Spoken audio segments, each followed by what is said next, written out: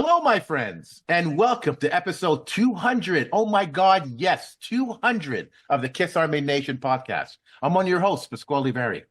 And I am Claudio Spera. Welcome to the show, everyone. So we cannot express how happy we are to be doing this in company of dear friends and members of one of our favorite bands. So this episode will be a true milestone in the history of the Kiss Army Nation podcast. It's a true celebration of the power of rock and roll to have with us two key members of probably the finest rock band on the planet right now, and one of the best electrifying live acts we've ever seen in a long, long time. So from our beloved city of Montreal, let's welcome Lila on lead vocals and guitar, and PY on bass and vocals from the amazing band, The Damn Truth. Yeah. Thank you very Thanks, man. much. What a beautiful intro. That's probably the nicest things people have ever said to us. Well, thank you very much for having Very, us. very kind words. Thank you. Well deserved, guys. Well deserved. It's so great having you guys on, and this is a special episode for two reasons. The 200th episode, obviously, but you guys are on the show, and it's important to have you guys on because at one point, Gene Simmons said that rock and roll is dead. And you guys on stage said, you know what? Rock and roll is not dead. And you proved that with every song you played on that stage. We were talking off stage before, and I was mentioning that I've heard your records before, your music before. I had no idea what to expect when I saw you guys live, and the electricity, how that music translated live, just the energy up on that stage. It's like seeing a Kiss concert.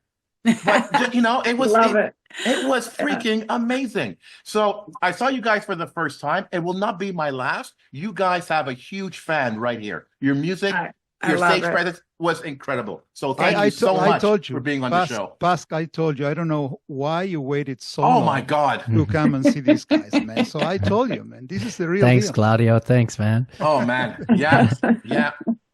So like I said, you know, I think it's going to be important for our listeners to get to know you guys and to realize that rock and roll is not dead. It's just getting started. So let's start by getting to know you guys a little bit better. Let's listen to your individual stories. So Lila, we'll start with you. So obviously you're a Montrealer, and my understanding is that you were exposed to Grace Slick from Jefferson Airplane and Janis Joplin at a very early age. Absolutely. I'm very lucky that both my parents are big music lovers, and my father was, I would say, a music freak. Like we had every vinyl from 1950 until 1979 in our house, every single one. And I don't know why it stopped in 79. It could have been even probably till after that as well. But in my brain, it was like his favorite years were the 60s and the 50s. And so I really grew up on rock and roll. I absolutely, I mean, hearing Grace's voice for the first time was like a defining moment for me because I had never heard anything like that. Hearing White Rabbit in particular, which is, it's really, there's just something so transcendental in that song and in her performance of that song. It intrigued me. I didn't understand what the hell I was hearing when I heard it and what she was talking about. It was so fantasy and all, you know, and then as I grew up and understood a little bit more about what psychedelia is and what, you know, and what magic mushrooms could have been and what could have, you know, and it was even more intriguing. And it was even more like, wow, this is so cool. And, you know, really brought me into the whole 60s hippie movement and you know, changed my life for sure. So do you say that you sort of like you're Janis Joplin incarnate when you're up on that stage? Because you do remind me of Janis Joplin up there. Well, I don't think I don't think, no, I'm not any, but I cannot think that. Janice is a goddess in my book, and she's, I mean, I absolutely love her. And I also love, you know, the little bits that you can see of like interviews and the stuff that I've read about her and her bio. Yeah. And she was a real powerful and strong woman when strong women didn't have much of a voice and we're told to have small voices and we're not as accepted and so she was definitely a groundbreaking female model for me. So growing up and finding out that there's a lot of, that there were women out there doing such amazing things for women at the time was really, really amazing. Mhm. When I'm on stage, I don't think of anything. I cannot think when I'm on stage. Yeah. I go to a completely different realm of just the songs. The songs really, really move me, and the emotion. That's I'm just so full of emotion when I'm on stage. It shows, and it's true, because I remember I lost count how many times I saw you guys, but you get to tears in some of the songs. Oh yeah, and it's often, there's often. no faking them. Oh my God, man, this is so lovely. Oh, way too often. I find myself a lot of times I have to stop, I have to breathe, I have to like turn away from the audience, take a sip of water. I've got all kinds of little tricks to try and calm myself down, because I do get carried away. I find that the words that we write and the melodies, it's not necessarily one thing, or it's not every moment that this happens in the show that's what's going to trigger me. It's different. I surprise myself as to how deep something is going to affect me. I never really know when and where it's going to happen. Yeah. I remember in my preteens, I was into, hard rock, yes. And then in my teens, I got into, dance and pop and stuff like that. Did your musical influences change during your teenage years? Well, I think that, when I was really young, when I was 4, 5, 6, that was when my dad first handed me the Beatles. And that's when I heard, so I grew up, learning every single lyric on every single album. And then, so that was like my real, real young years, but I loved it. I had the turntable, I had, I would sit and I would listen to these songs. And as I got older, like he was, okay, now you're ready for Abbey Road. Now you're ready for Sergeant Pepper. Now you're, the White Album. So slowly, I feel like the Beatles kind of formed me when I was really young. And then when I got to 12, 13 and discovered Woodstock and all the albums that, all the artists that played Woodstock. And then I really jumped into the 60s hippie movement and stuff. And that really, so it definitely changed my life and shaped who I am. Nice. Sure. And PY, you come from La Tabitière on the lower That's north right. shore of Quebec. So Yeah. how did you get into music? Well, it's a very small town, to about 200 people now. When I was there, it was more like almost 400, and everybody's very musical because there's not much to do. It's just fishing, hunting. There's no movie theaters. There's one store. It's very much a small town. I don't think I can underhype how small it is. But everybody kind of plays accordions, fiddles, a lot of acoustic guitars, and most people don't know a lick of music chords or notes or anything. Everybody just plays. The music is still passed down from listening to your grandfather and then your father and then you and then your kids, and that's kind of how music was passed down there. So for me, I got into Kiss really young as well, from coming out to Montreal one summer to visit my uncle, and I found Kiss Exposed VHS under the bed, Oh, okay. with the ladies on there. The ladies. Right. And I was pretty young, and I remember being like, "Oh, I shouldn't see this," but I kind of had to have it. I had to I don't know. I just got so into it, and then I was allowed to watch it, and I just, the music and the style and just the badassness of Paul Stanley eating cereal with Coca-Cola, and it's just as a kid, I was just whatever this is what I want. This is what I want. Give me that. Yeah. So I was into Kiss at a very young age, and because of kind of the lack of connection to the rest of the world and society, really, didn't really get MTV and stuff so much. So there weren't that many bands until I got to become a teenager in my world. There were rock bands were Kiss and AC/DC, and you were either a Kiss fan or an AC/DC fan. Right. You're either a Metallica fan or a Megadeth fan. There was no both, although I loved both. I was a Kiss fan. and an AC/DC fan, but you couldn't choose both, so I was on the Kiss side as a kid. So would you say that Kiss was your main musical influence growing up? I wouldn't say it's my main. Definitely in terms of wanting to pick up an instrument and become a professional rock star, yes. I would say it was them. But before I discovered Kiss, you know, as I said, the town's very musical. The first music I remember hearing is Gordon Lightfoot, Waylon Jennings, Tom Petty, the Beatles. But the first music I ever remember hearing is probably like Gordon Lightfoot's Sundown or Rainy Day People, or one of those two for sure, you know, like on a tape in a truck driving, like half asleep as a kid in the back. So I grew it's a very country place where I'm from. So I grew up on a lot of country music and playing a lot of country music. And you got into learning guitar first and bass when you were living down there, or? Yeah, so I started on the acoustic guitar, and I wanted to buy an electric, but my parents wouldn't allow me to buy an electric until like I could play really well. And then there was a couple electric guitars kicking around the town, so I was like, I don't need an electric, I'll just play on these. And the band at the local youth center needed a bass player, and that's how I switched to bass. I was like, pass me the bass, and then I never let go. There you go.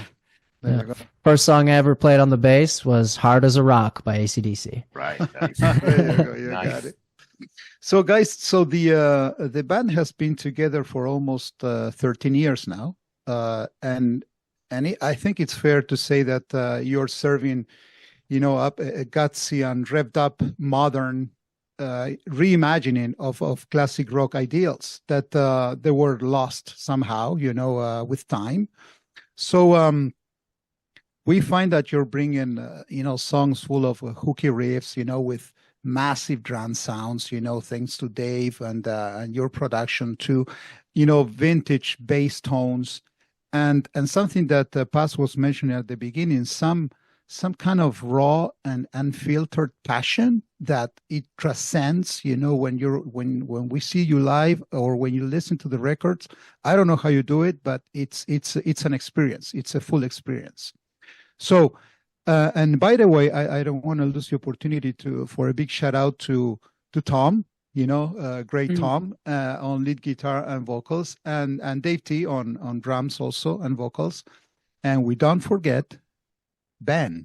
So Ben, of course, Ben is always there, man. So we have to mention that. He's always there. He always does something on the records too. This time he did backup vocals and he did percussions. He's really good. He's got great rhythm and great, you know, and a great ear. So I know he'll be a great musician one day. I hope. So big kisses and hugs to Ben. Absolutely, so, thank you.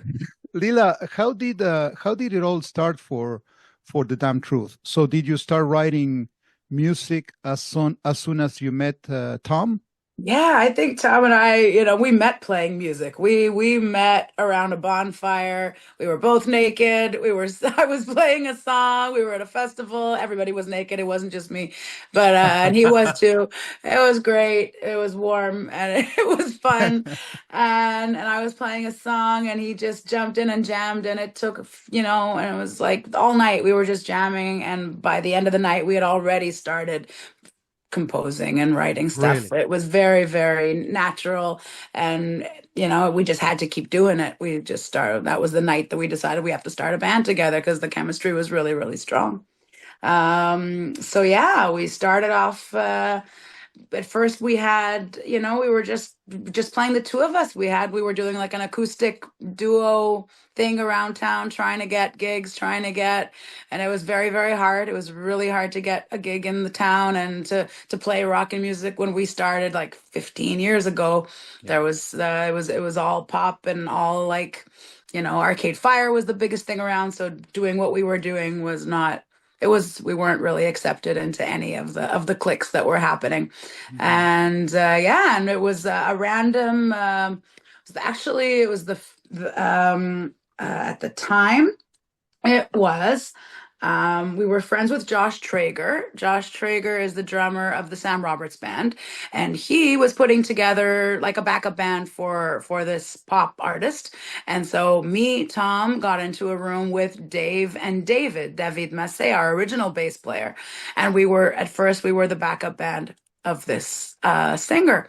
That happened for like, I don't know, 6 months. We had a few gigs. We saw that it wasn't really going anywhere, but the four of us had a lot of fun Okay. jamming together and playing. So even when that sort of died down, we just decided to keep playing together. And that Okay. was basically how the Damn Truth formed originally. Okay. Okay. Yeah. Interesting. Yeah. So, PY, Lila just mentioned that there was a former player, in the first incarnation of the band, and then you joined the Damn Truth back in 2016. That's right. When the second album, Devilish Folk, That's right. was about to be released. So, could you share with us how was it to join the band? Of course, yeah. It was pretty seamless, I have to say, because when we first met during the auditions, it clicked pretty quickly as like friends and people with similar ideals, similar goals, and similar dreams, or dare I say, identical. And once we played together, and it sounded really good, and we all felt it. It all just came together pretty easily, like the same way a good song sometimes just appears out of thin air. That's how it happened, and I don't feel like there was any work involved whatsoever. Yeah, it was really great. I mean, I remember we were auditioning a ton of people, and it was like, but when PY walked in and when he picked up the bass and started playing, it was unanimous. That's it. Like we just it. knew it was him. We didn't even have to, it was like I think from that night, that afternoon and on, there was never a consideration. There were other people who were supposed to audition. We told them, sorry, it's done. This is it. Yeah, it was. It's Yeah. funny because I only met Leela and Dave at the audition, but I got to meet Tom over the phone maybe a week before my audition because I was supposed to audition on a specific day, but I was out of town at somebody's wedding in Newfoundland, and so I didn't have a chance to really like look at the songs until I got home, and we had booked the audition, so when I got home from Newfoundland, I spoke to Tom, and like this was at the wedding, so I was a little bit, a little bit rosy cheeks, and I feel like we might have had a heart to heart. I don't know. Right. Oh my God. So I got home, and I remember he told me learn these 3 or 4 songs, maybe 5. It wasn't very much. Okay. And I got home and I learned everything that was on the internet of the Damn Truth. I was like, anything I could find, I want to know it, so that when we get there, once the audition's like over, those 4 or 5 songs, we could, just jam the whole discography. And the reason I did that is because a few weeks before that, I was talking to Breen Leboeuf, the bass player from, is that Offenbach? I don't know. Mm-hmm.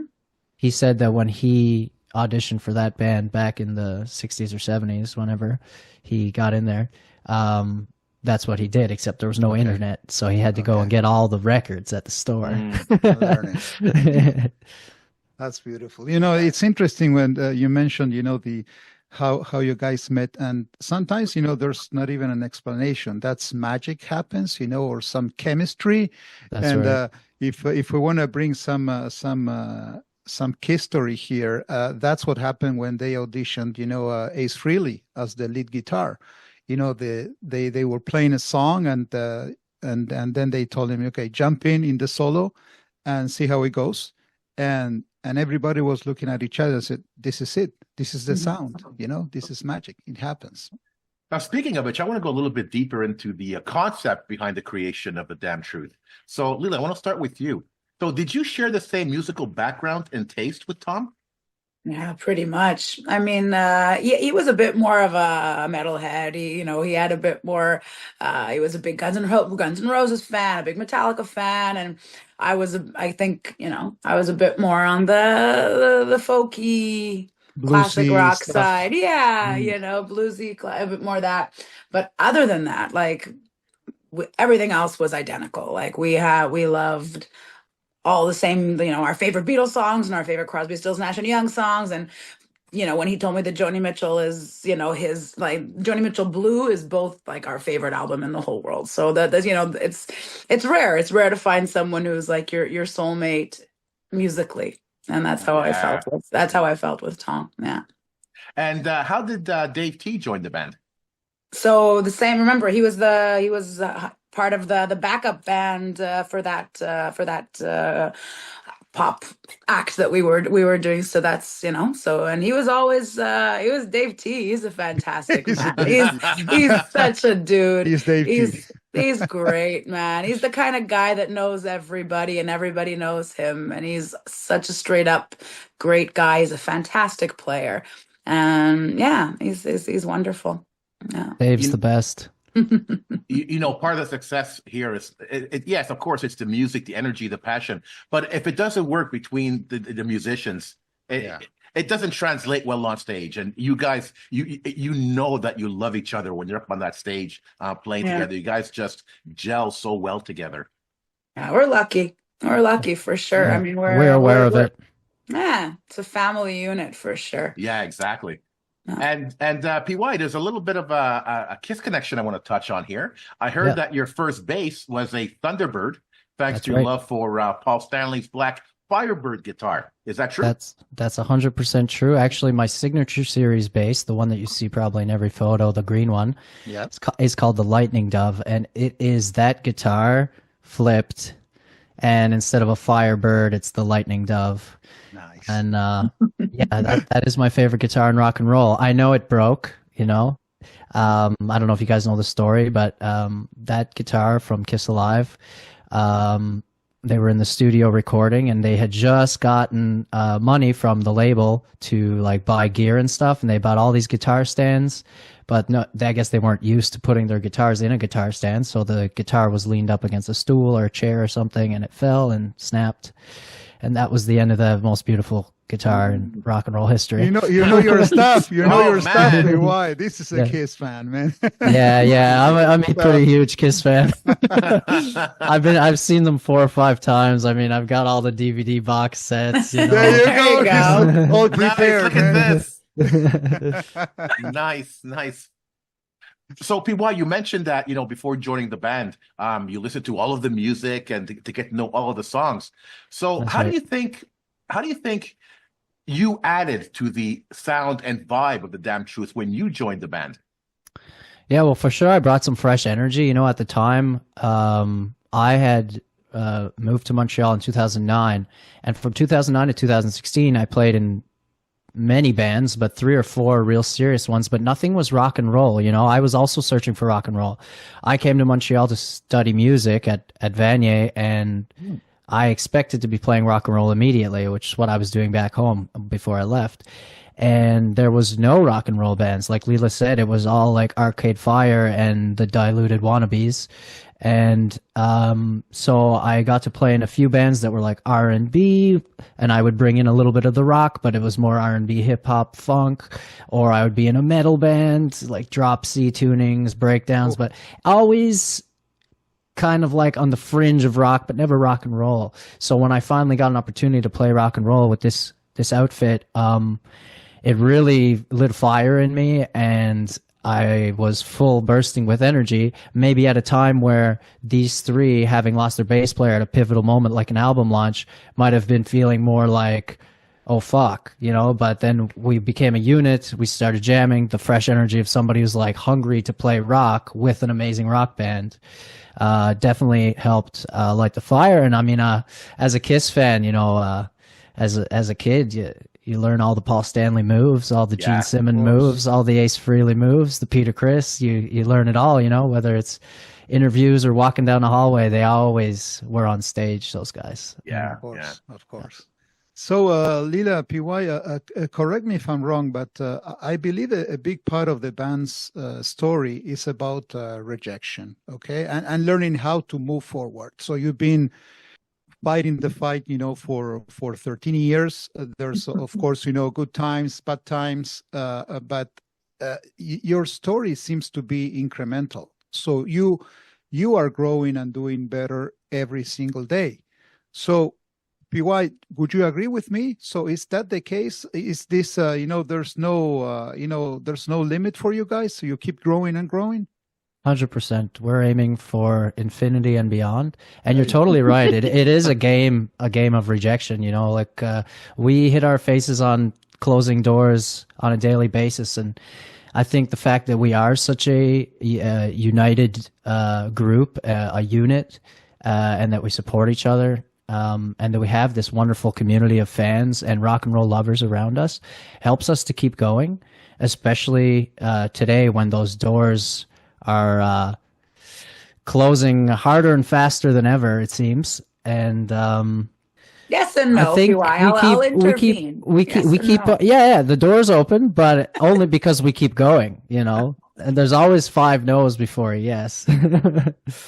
It seems in this business, but we've been very lucky to be where we have. We have an amazing label. We get to tour the UK multiple times a year, Europe multiple times a year. Yeah. We have amazing shows in Montreal multiple times a year. Mhm. So it's definitely not all doom and gloom, but I wouldn't say that it's an easy business.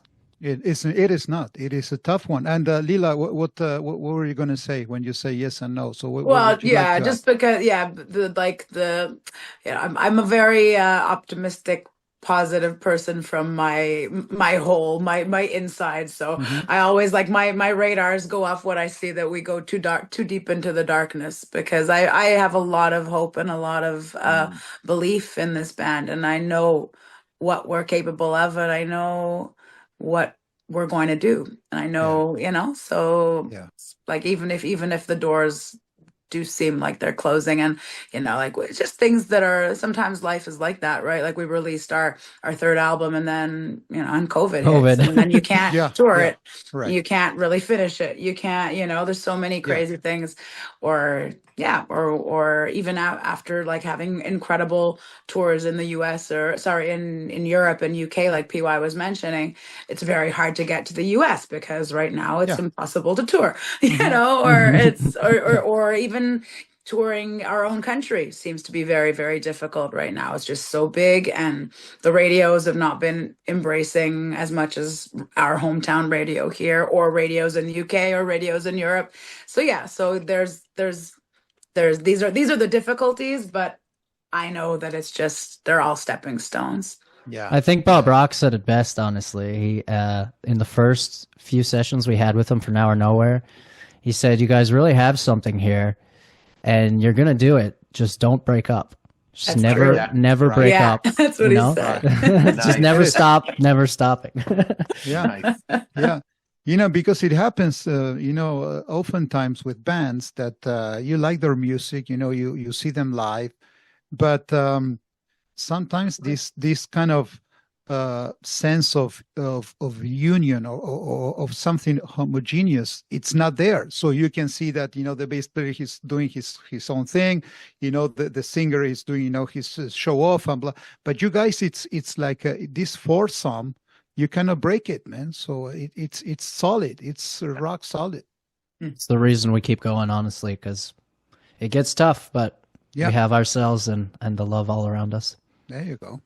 So Lila, if you could pick 2 or 3 moments in the band's career, those moments when you felt, I think we get something going on here. We're making it, or we made it. What would those moments be? Oof. There's only 3. Okay. I've got 2 for sure. So, ZZ Top tour, that was a real pinch me moment, like to get that call that, that we want to be on the road with you guys, come That's a good with one. ZZ Top, to be able to do a whole leg of their tour, to play stadiums basically throughout the All East stadiums, Coast yeah, true. was incredible. So it really opened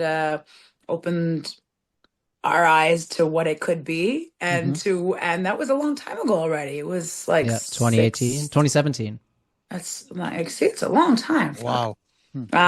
So that was like for me the first moment, like, but I love playing any room, and I love playing, to anybody. I don't care if there's 20 or 30 people, but playing stadiums is something really spectacular. I love the vibe, I love the energy, and I love the roar. It's addictive. So we got to play Place Belle for that one here in town, and And yeah, it's we we played the Mtellus for our launch a few weeks ago, and that was incredible. But course. I want the stadium. I want Place Bell. I want the Bell Center. I want the arena. Yeah. That's I just want right. to keep going. So that's one. Festivals, big festivals are always a big thing for me. But I'll talk about one festival that we just did recently, and that was in England, in UK. I think it's Planet Rock. Planet Rock is a radio station out there that play us, and we got on that stage, and thousands of people in front of us, and they're singing our songs with us in the Really? UK. Wow. Yeah, crying, that was like people crying while Really? singing. Oh, It was, Totally. Yeah. Planet They're Rock crying. stock. I'm crying. It was all one It was big, insane. one emotional fest, man. It Wow. was so amazing. So yeah, those are two for me. Somebody got married on stage that night too. Yes. Wow. Yes. Seriously? Oh, wow. Well, they not married Or but whatever, proposed. engaged. Yeah, yeah. On our stage, Yes. That's lovely, man. Nice. Nerve wracking, if anything. Of course. How do you play Only Love after no? Exactly. She said yes. He It was all said- good. she said They yes. say yes for the show. For the show. You guys mentioned COVID earlier, and it's funny that 4 years ago, Claudio, we started this podcast Yes, sir. during COVID. You know, Yeah. it wasn't a great time, but we chose to take a negative and turned it into a positive. And that's really what the damn truth is all about, right? You guys are the perfect example of perseverance, dedication, and take no prisoners attitude. Totally. With the writing material of the third album now in nowhere, right? And then the pandemic hit. So how did you turn that negative into a positive during that time? Oh, I was missing shows and missing people. So I mean, it was so intense here in Montreal, where they had the curfew and we couldn't go anywhere, and no work and no. It was, we are social butterflies. Like our band love talking, meeting, hanging out. Like that's the kind of people we are. We don't stay, in our own homes. So we were all suffering. So we had to do something. So we started, doing those little like videos where we recorded, like, what did we call it? Our songs. A Day in the Damn Life. A Day in the Damn Life, but and also songs the we songs love. we love. Like we did all of these little video things. We did. Nice. Tom and I started a TikTok account. We did whatever we could. We recorded songs with our kid. We did whatever we could, and we did like there was also like live sessions that we would go online for 2 hours and just jam to whoever was there. Yeah. Just anything and everything to keep in touch with people and our fans and not to lose our minds. And speaking of positives, PY, you mentioned it earlier. Bob Rock wanted to produce the album. Tell us more about that. That's a very big positive. That was a life-changing thing that happened to us that we are ever so grateful, and we're still pinching ourselves. But our current manager, Ralph, actually used to manage Bob's band, the Payolas. So we did have a connection, and we knew about it, and for years we knew about it. But it was always like our manager would be like, when you have the songs, I'll send them. You don't have the songs, when you have the album, whatever. So when we had the Now or Nowhere demos, finally, we were like, listen, Ralph, send the effing songs. And he sent them, and it didn't take very long until Bob gave Tom a call, or to Leela a call. I can't remember who it was. And we were just like beside ourselves, crazy. He loved it and wanted to work together. And first he wanted to like talk more with the whole band. So we're all in the studio around a phone. 3 other phones are recording the phone call, just in case we miss one word he says. And we're all just on speakerphone with Bob Rock, Wow. And he says, I was going to see a film with, Abe, the drummer of Paul McCartney, and we were listening to Led Zeppelin in the car on the way, and in the end we didn't even go see the movie. We just sat in the parking lot and finished the record. He's like, let's do something like that, live off the floor. And we're like, yes, that we only do live off the floor, thank you.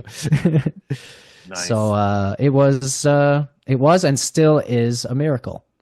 Amazing. And you guys I watched all the YouTube, episodes, and you guys drove to Vancouver. Yeah, that's To- right. With all the gear, they drove. Oh Absolutely. my God. Yeah, we drove there in 2.5 days. We did the 53-hour drive nonstop. It was crazy to do that, Yeah. but we've done it now A few times. 4 times nonstop. So it's when you're doing it, it's like, why did we do this? Get into this. Why is this happening to me? But then you get to Vancouver and it's like your whole body forgets all the pain and misery, Right. and all of a sudden you're in the best studio in the country with one of the best producers in the history of time Of course. and a great team, and then you're living your dream, so you don't even think about it. And then it's done and you're like, this is over and I have to do that drive again. Yeah. Yeah. So the Now or Nowhere here again. So that was released 2021. My understanding is that Bob, he could not produce the full album because of COVID stuff. So you kind of wrapped it up in Montreal. That's right. So then, after releasing the album, so that was followed by a massive European tour, with and this is where I want to touch on UK. Strong accolades in the UK, where you have a huge following. So, let me get back to the music, PY. So Bob, he is well known for biggest, bass and drum sounds. That kind of Totally. Zeppelin stuff, heavy. So what new things did he bring to the table for you guys? Something that Bob brings is an encyclopedia brain of rock and roll that's incredible. It doesn't matter what you bring, he knows where you're coming from instantly. He'll be like, oh yeah, you're doing this from this year, this album. Really? Wow. He comes to the studio with 2 clothing suitcases, not with clothes, just gear, like loose pedals and stuff that's worth, it has no price tag, incredible collection of gear and knowledge of the gear. Plus the warehouse is a museum of microphones, guitars, all collectibles, Bryan Adams' collection and Bob's collection. So you get to use all of that. But most of all, that's all fun and games. That's just the gravy, because Bob, as a human himself, he makes you the best version of yourself you possibly can be. He knows how to talk to each person. It's almost like he knows how to read you instantly, and he knows the right words for each individual person to bring out the gold within them, And I think that's Bob's biggest strength, is that if he wasn't a producer, he could have been like a therapist or a something, mentor because or a coach. he is a people person. He is such a good, genuine human. Right. And when you're making a record, especially in a studio like that with somebody of his stature, there's a lot of nerves and maybe imposter syndrome and all this emotion, and navigating that is a large part of the record making experience. And trip. Bob is just a captain that you follow to the end of the sea, no problem. He brings his personality and humanity to the whole process. Wow. I don't believe too much in coincidences. I think that he came into the Damn Truth story at the right time, at the right place. So because he came up with you came up with Now or Nowhere, which was a killer success, everywhere. And Lila, going back to UK, for someone like you, with your roots, with all the music that you listen to, thanks to your dad, and it must have been a dream, to leave a mark in the true land of rock and roll, homeland of Led Zeppelin, Beatles, so many others. So why do you think this has happened to you guys in the UK? Why, there must be a reason. Well, I think that first of all, I think radio plays a huge role. Like the fact that I see that I see it, I know it, that if rock radios around the world would embrace us the way Shom has here and the way Planet Rock has in the UK, then I know that it would translate in the same way, because rock and roll community they get it. They get the music that we're making. They embrace it and they want to be a part of it. And then if they do get exposed to a show, if they do come, I find that they come again because there's something really, really special in the community that we form when we're on stage with the people that are in the room. I don't say it lightly that because every single night it's the same. Like there's a magic that happens in the room that we thrive off of that, and I think that it's cyclical. Like people really, really feel a part of something when they're there, and hopefully they take that home and then they tell their friends, and the next time we come to the town it grows. And so I think that yes, it's happened in the UK really, really well, but I know that it will happen like that everywhere else once they hear the music. I find that in the way the music is going these days, it's just so much. In a way, it's easy because you have the internet and like it's accessible, but on another way, it's a lot harder to be exposed to everything. It's like the tastemakers or like whatever is in, whatever is hot. If you're a 13-year-old kid and you're getting your music off of TikTok, they're not necessarily going to show the damn truth to a 13-year-old girl, because most 13-year-old girls are not going to be listening to it. So then when you have less people exposed, the algorithm will show it to less people, and so on and so forth. So in a way, it's like we are caught in a bit of a blunder, or I don't know what you want to call it, where rock and roll is becoming more and more underground, but it's just because again. And it's just, but it's in a way it's good because rock and roll should be underground and should be that we should be in a place that's dangerous and that's different, and that's was it ever really in the mainstream? I don't know. I think that when the Beatles were mainstream, it was hard to say that was rock and roll. It was more pop at the time. It's very strangely defined. Now we see it as that's pure rock and roll music. But so it's a tough one. It's a hard question. Like there's so many aspects to it. But I do know that that the more people hear it, the more people feel it and get attracted and become sort of a part of the community. Yeah, I'd like to comment on that too. I'd like to add that also the culture celebrates rock and roll, maybe because it is the homeland to many great acts and something to be proud of. But for example, when you're in a hotel room there and you turn on the cable TV, channel 1, 2, 3 are all rock or music bios or documentaries. It permeates everything there. Music. It's everywhere. Part of their culture. It's their heritage. Of course. Which is noticeable once you arrive. When you come back home, it's like, whoa, where did that go?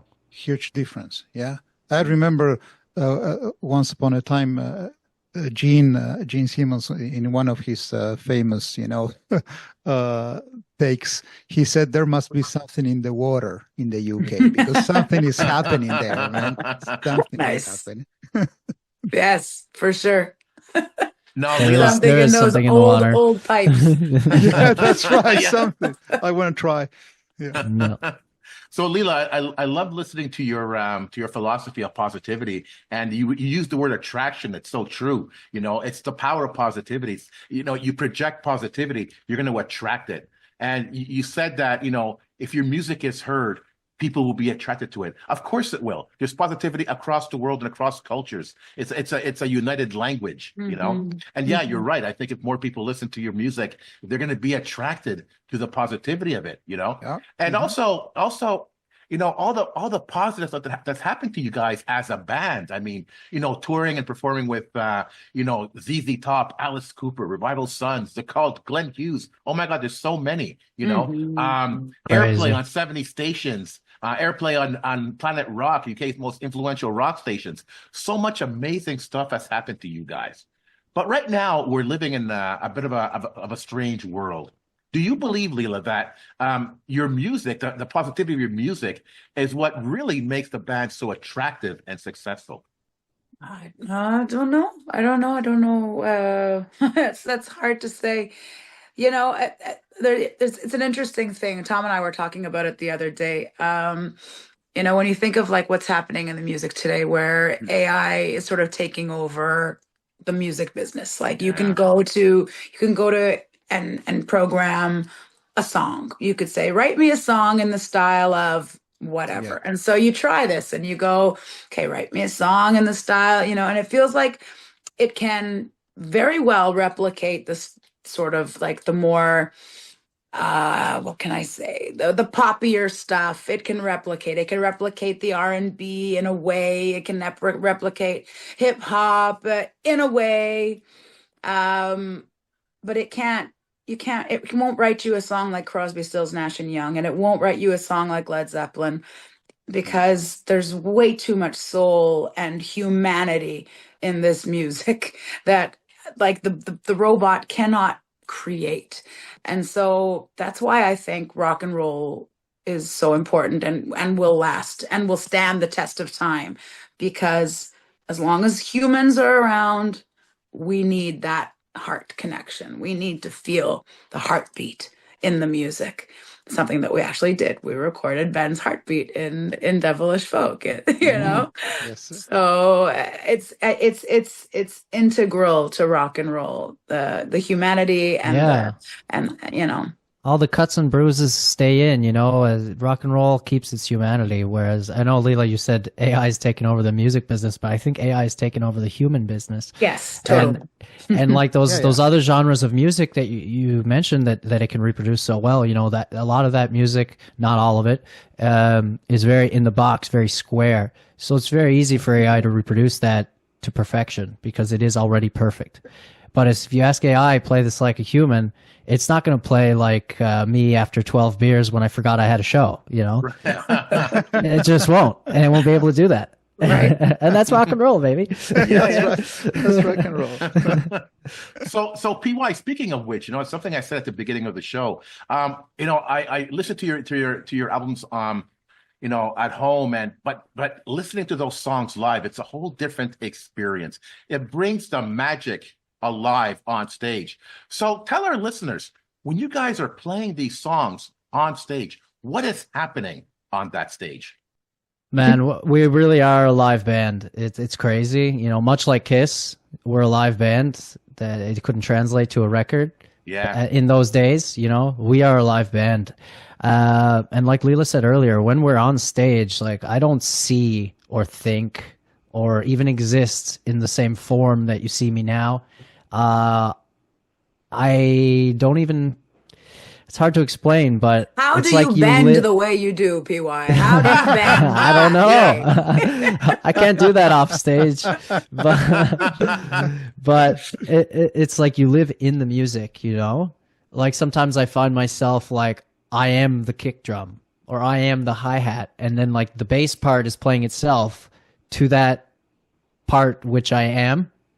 Yeah. You know what I mean? It's hard to describe, but we all become one thing where it's like we're like four balls of light bouncing off of each other for 90 minutes, you know? And it's pure magic, and it's the best drug I've ever had in my life, and I never want to stop doing it. I don't think it could really be explained better than that. It's hard to explain. It's hard to explain with words. Yeah. Yeah, it is. It's very spiritual. But watching your show, it's like I said before, it's like watching a Kiss concert. The smoke going up on the sides, the energy, the music, Leela, your voice, the passion in your voice. It really is. And it basically, that music literally, it just flows right through you. I get goosebumps, you know, listening to your music. It's just, guys, it's just incredible, man. Just incredible. After it goes through you, it comes back to us, you know, and it fuels us. It's just so much a give and take, the rock and roll concert, you know. Yeah. When you're shooting a music video like and you're playing a fake rock and roll show, it's just not it's just not the same at all. It can't be without that mirror to reflect the energy. It's It's interesting. Well, we could be going forever with you guys. This is so interesting. So, but let's talk about the present time. So your latest and self-titled album here. Oh, signed too. Nice. Yeah, signed too by my Fab Four. So it's truly is a true masterpiece, you know. So fans are happy to see that as the band evolves. So you're still doing the music that is true to you. And why I'm saying this, because most bands, you know, when they get to a certain point of success or whatever, they forget who they are. And we've seen it, you know, thanks to whatever it is, you know, toxics, money, whatever. The Elder. The Elder. Yes, that's right. The Elder. Yeah, too much cocaine there. Yes, that's right. So, Lila, this one, the latest one, was 100% produced and mixed by Bob Rock, as we said before, in Vancouver, you know, Bryan Adams' warehouse studio. So can you please share with us how you feel about the whole experience of recording this album there, you know, from A to Z with Bob and, you know, the beautiful band? I'll just tell you, like, when I close my eyes and think of the days that we spent there, I remember the moment of being sort of in my booth. I had this little booth which was inside the whole like within the room, which is a humongous room. Everybody's set up, and then they set up, it's like a little tent within the room for me to be in, because you still want to be isolated. You still want the drums not to bleed into the vocal mic, but I still want to be live with them, feeding off their energy. So we're all connected to the headphones, and I know in my head that Bob is just beyond the glass. He's right there. And in my head, I know he's sitting there and he's listening. And sort of the only things that are going through my mind is like, I want to impress Bob. I really want to impress Bob. And then I know that if I impress Bob, we're going to impress each other. And I know that it's going to, you know, and the energy is just going to spiral from there. So that was like the first moment that was the first moment that I had in my brain. And then when it started to happen, when the magic started happening and the takes were like, we're going well, but you know, Bob would like barge into the room, like, and just like, you know, all excited, and he'd be like animated. He's like, yes, exactly, do that or do this, or like, he was so hands-on with us. He was not the guy behind the glass that, you know, talks to you and like says, okay, good, do it again, or okay, you know, like, he was so there. He was with us. He was barging into the room. He was going back and forth. And he's not a young guy. And he could easily, you know, be sitting in his beautiful home with his wife in Hawaii and not do any of this. But, you know, the fact that he wants to be there, the fact that he was so involved and gave so much of his energy and his love and his time and his expertise really, you know, made us feel so great and so loved. And it just, you know, it just continues, like, it just raises the whole bar of energy up to this incredible level that I did things in the studio with my voice that I didn't know I could do. I reached notes that I didn't know I had in me to reach. So I was definitely pushed in without even knowing it, you know, just by being in his presence. So hands down, best experience ever. What an experience! Oh my God!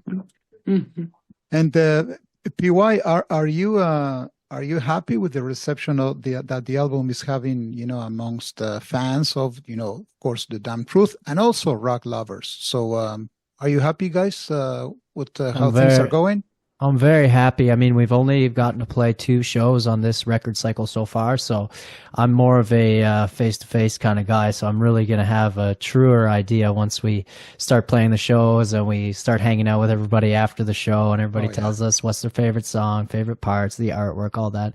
But yeah, we've gotten such great reviews and so much support and a lot of album sales right out of the gate, and that means the world to us, and it allows us to continue doing this and make more records and to be on the road and to visit everybody. So I am very happy and most of all grateful.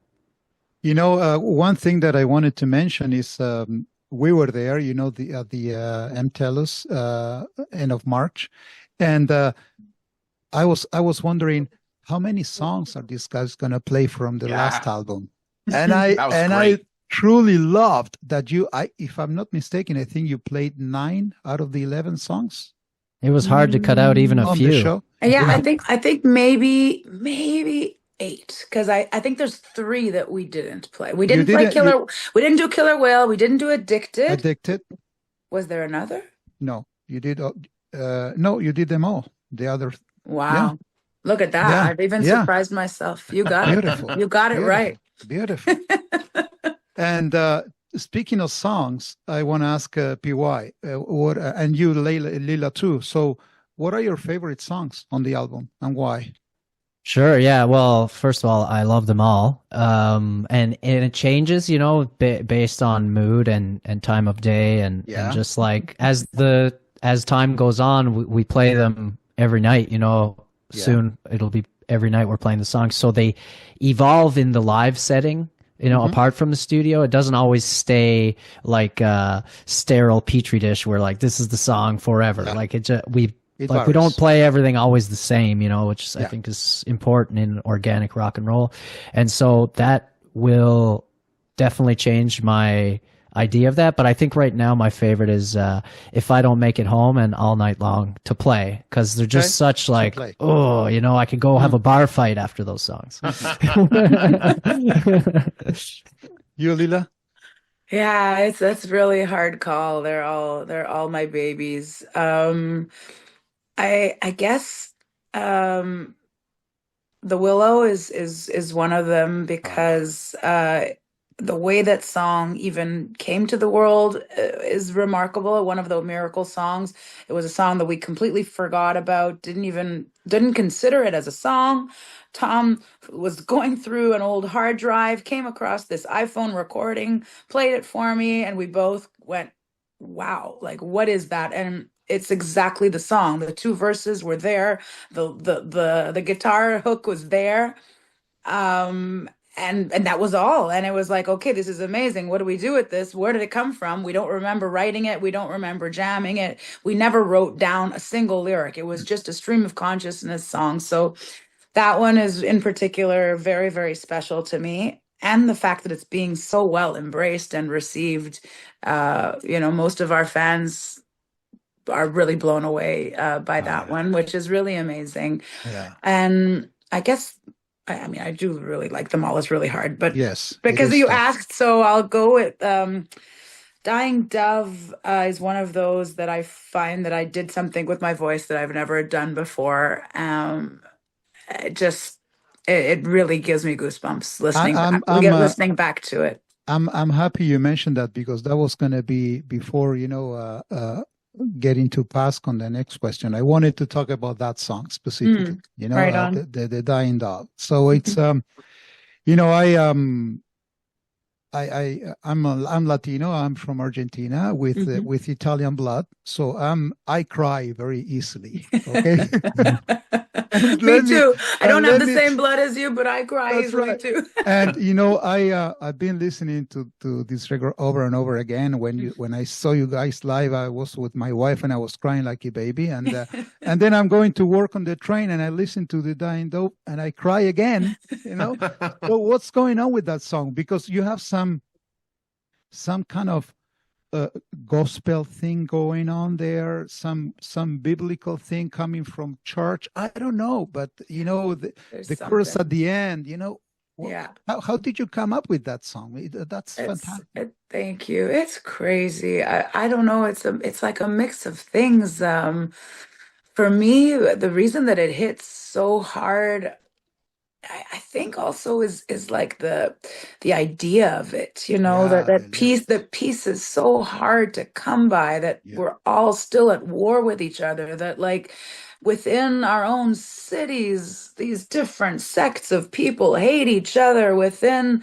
and then like in the countries that are still, you know, killing each other off, and just no end. And like it was like a cry, you know, that's really what I feel like. This song is like a cry for peace, you know. It's like love, because I've had enough, you know. It, like you keep thinking with every generation and with every year that goes by that we would be closer to figuring this shit out, and doesn't seem like we are. The world seems to be getting farther away from living in peace, and it's really, really devastating. And so for me, I guess on that level, it triggers that to me. It triggers this the darkness Yeah. of the situation. And the way it came about with the gospel singers, that's Bob. He Oof, brought in amazing backup singers that were so incredible. good and were so inspiring. And I got to sing with them as well to create like the gospel choir with all these harmonies that we layered on, and it was so beautiful and so emotional. And Yeah, yeah, it is a it magical is. song It is. in my opinion. And in your voice, it shows, because you have some screams there, at the end of the song that it's Yeah, they're coming, from the agonizing, eh? guts. That's right. Yeah, yeah, yeah, yeah, yeah. Yeah, Love yeah. it. I love Thank it. you. Thank Nice. you. So, PY, this one's for you. I've been a Kiss fan since 1976, and I found Right that on. Kiss was very accessible in the 80s. And then they got really big with the makeup back on again. And then if you want to see them, you're paying a few $1,000s for a meet and greet. So I've always had that in my mind, It's difficult to meet big bands. And I remember when I went to see you guys for the first time at the M-House, I was hoping to get a chance to meet you guys. And I met somebody that I know at the show, and she knows you guys. And I wanted to ask her, can you get me in? I want to meet them. I didn't want to be that guy. So I thought it's not going to happen.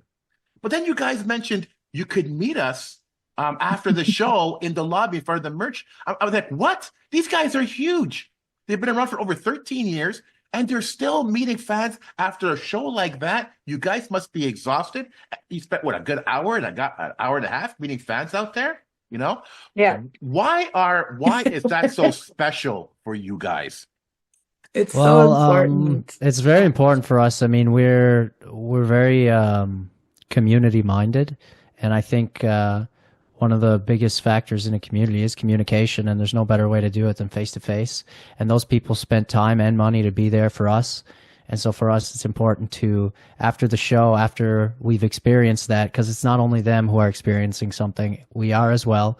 I think it's important to go down, shake hands, kiss babies, as they say, Yeah. and hear the stories of the people and hear about what their favorite songs are, or, I like to ask what's the best restaurant around, or what is there to do, and it's like you get to meet other humans that you might not otherwise have met in your life. And I think if we are to have peace in this world, I think everybody should meet everybody and shake hands and talk and just be humans together. Yeah. And Leela, this wasn't a conveyor belt of fans. Thank you very much. Thank you very much. No, you stopped and talked to every single fan. And I had the opportunity to talk to you, to ask you to be on the show. You say, sure, hit me up. We'll take it. And now here we are. It's crazy to me that you guys are so easily accessible to the fans. So as a fan, thank you so much for everything you do for us. Same here. Well, thank you guys. It's a community. We truly believe it. We definitely can't do anything else in our lives. So I'm sure we would still be making music even if we didn't have, the success that we're having. But it definitely makes it easier and more fun to play to people rather than just to play in our living rooms to ourselves. I think it's part of our dream is to play every single night of our lives until we die. And we need our community to be with us and to come to the shows. And this is it's like it's a complete no-brainer. And not only that, like the connection that is made on stage is so powerful that I'm not ready to go home right after a show, or just go to the dressing room and sit down and eat something. I've got too much energy in me. I've got to be with the people. I find it after when that's done, when everyone leaves the venue and we're alone, it's a down, man. It's Yeah, it is The hard. crash, the It's crash not happens. easy. I Yeah. prefer, I want to be surrounded by the people as much as possible rather than suddenly I'm all alone again and where is everybody? That's right. I don't like that feeling. True. I don't Yeah, like yeah. it at the end of the night. I want, that's why we usually have very late after parties as well, because nobody wants to go home. Nobody wants to, suddenly face themselves alone again. It's really, That's our it's, ritual, actually. You're right, Leila. It's like after the show, we go drop off like the in-ears and stuff in the green room, and then it's right out to share some liquor, maybe some smoke with fans and friends, and then it's back to work. Load out or whatever, pack up your bags, get in the van, and so without that little buffer in between, it does get quite brutal because we play every night. We don't take days off when we're on tour, so Yeah. Yeah. that's our time off, is that little period after the show before we load out. Right, yeah. And Leela, so promotion time. So what's next for The Damn Truth? How can people get access to your music, videos, tour dates, merch? so everything's on thedamntruth.com. Everywhere you listen to music, you will find us there. If your local record store is not stocked, then ask them to stock Please it. do. Yes. You can always be in touch with us on socials. We're always on every platform. If it's X or Twitter or Facebook or Insta or freaking TikTok, we're even there. So anywhere you guys, want, and if you guys are on a platform that we're not, let us know about it. We'll probably be on it tomorrow. Nice. It's like you say, we just want to be in touch with everybody all the time. So hit us up and we do. You guys are touring, so you're doing some dates. I think Ottawa, then some places in Quebec. But are you coming back to Europe soon? Oh yeah, there's a Yeah. huge there's all summer is booked. There's also a big thing in Montreal. I don't know when this episode's coming out, but there's also June 21st. That's a big one in Montreal. First day of Um, summer. It's the first day of summer. It's a huge benefit concert. We're playing for Strangers in the Night, Oh, yes. so that's going to be with the Beach Boys, and that's really, really awesome. And it's always a fantastic gala event. But this year, they're doing something really special for our fans, which is if you don't have the big, the big budget to come to the show, and Because it's a charity. it all goes to charity, and so Yeah. I think So it's the a bit ticket of price is high. it's a big price tag, and it Yeah. also has all the food, and there's so many things included. Yeah. You can get a table, and then you can eat all you want, and drink all you want. So there's a lot of different facets. But this year they're doing something for our fans, which is we're starting actually after the Beach Boys. We're not before. Oh, So wow. we play at 10 p.m. So there's a After party. special entrance after party, which is a lot cheaper. You Nice. can buy tickets. I think it's $25. It's super cheap, amazing. actually, for today's prices. It's amazing. That's crazy cheap. It's very cheap, and also all the proceeds go to charity, and you can have an incredible night with us starting at 10 p.m. and this happens all outdoors. So it's an outdoor stage, first day of summer in gonna be Point fantastic. Claire. In Point Claire, in Point Claire. where Yeah, the so Maxi there's- and so there's McKibbins. that, Yeah, And that's then right. and then there's a huge European tour coming. We just haven't announced it because they're still finalizing the end date, but that's going to be throughout the month of July and some of August as well. And then we UK. come back home. Well, first Yep. there's September, yeah. October throughout Quebec and Yep. Ontario. Yeah, and then UK in November. There you go. We'll Yeah, come and see you. until the end of the year. Yeah. We'll come and see you again and again and again. and Yes, again. please. Beautiful. Yes. Beautiful. Thank you. So, guys, one Appreciate final that. question before we let you go.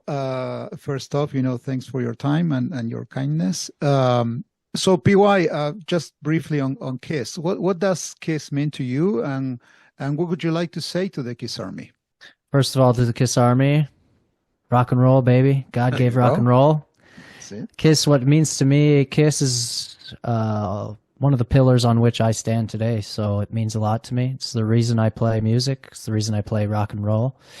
And I I'd like to say I never got my jacket out of the catalog back in the 90s because I couldn't scrounge up $600 at the time. But someday I will own that vintage leather Kiss Army jacket that they sold in the catalog. You know, I had it checkmarked, I had it in the envelope, I had it all ordered. I just needed the cash. And so to all the jacket wearing Kiss Army fans, respect. Nice. I want to say something to the Kiss Army. Yes, please. I was not a huge fan growing up, but ever since PY has gotten into our lives and become my son's uncle, Kiss has become a very, very important part of our lives. That's I've right. been to 2 shows so far. We've taken Ben twice to the Bell Center, and all of PY's memorabilia has ended up in my home, other than not all of it, but a lot of it. I've got the necklaces and the bracelets, and Ben's got the little cars, and